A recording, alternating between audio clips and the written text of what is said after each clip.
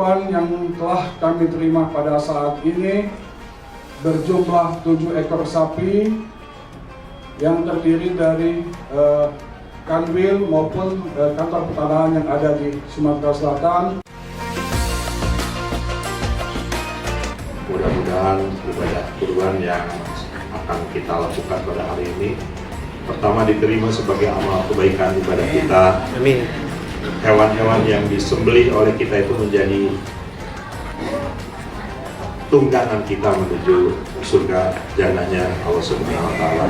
Semangat berkurban yang yang kita harus kita punyai dalam konteks kita sebagai sebagai seorang pegawai negeri sipil yang mengabdikan dharma baktinya kepada instansi ATR BPN, nafas kita dan nafas pelayanan. Jadi saya berharap pengorbanan kita dalam memberikan pelayanan yang terbaik kepada masyarakat.